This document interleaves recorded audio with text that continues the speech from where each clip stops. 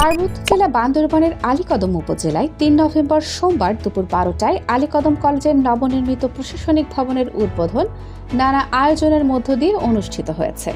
উদ্বোধনের মধ্য দিয়ে নতুন ভবনটিতে আনুষ্ঠানিকভাবে একাডেমিক কার্যক্রম শুরু হবে বলে জানায় কলেজ কর্তৃপক্ষ। উদ্বোধনী অনুষ্ঠানে সভাপতিত্ব করেন আলীকদম উপজেলা নির্বাহী কর্মকর্তা জনাব মঞ্জুর আলম। এতে প্রধান অতিথি হিসেবে উপস্থিত ছিলেন জনাব বান্দরবান জেলা পরিষদের চেয়ারম্যান জনাব খান জামালুসাই।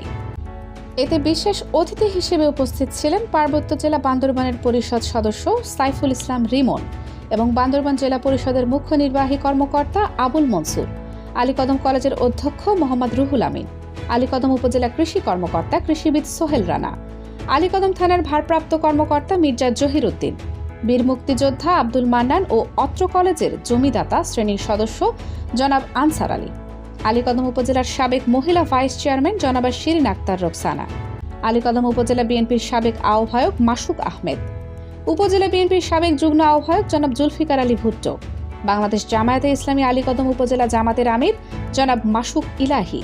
নতুন ভবন উদ্বোধন উপলক্ষে কলেজের শিক্ষক শিক্ষার্থী ও অভিভাবক, জনপ্রতিনিধি সহ বিভিন্ন শ্রেণী পেশার লোকজন উপস্থিত ছিলেন। উক্ত উদ্বোধনী অনুষ্ঠানে বক্তারা বলেন, দুর্গম পাহাড়ি জনপদে পার্বত্য অঞ্চলে বান্দরবানের আলীকদম উপজেলায় স্বাধীনতার ৫৪ বছরের পরবর্তী সময়ে অত্র কলেজে স্থাপনের ক্ষেত্রে যাদের অবদান রয়েছে, অত্র কলেজে জমিদাতা শ্রেণীর সদস্যগণের প্রশংসা ও সুনাম তুলে ধরেন। এছাড়াও অত্র কলেজে অর্থ দিয়ে যারা সহযোগিতা করেছে তাদের প্রতি কৃতজ্ঞতা প্রকাশ করেন এবং অত্র কলেজের নবনির্মিত প্রশাসনিক ভবন কলেজের শিক্ষা কার্যক্রমকে আরও গতিশীল করার লক্ষ্যে শিক্ষকদের বেতনের জন্য জেলা পরিষদ কর্তৃক প্রধান অতিথির নিকট বক্তব্যে আবেদন করেন।